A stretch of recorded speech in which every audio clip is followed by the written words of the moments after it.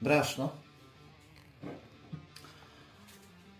Ovdje ima 170 grama kukuruznog brašna. Kukuruzno brašno ne sadrži gluten. Odnosno 170 grama, odnosno 12 punih kašika. Namjerno govorim u kašikama, pošto je lakše ga je tako napraviti.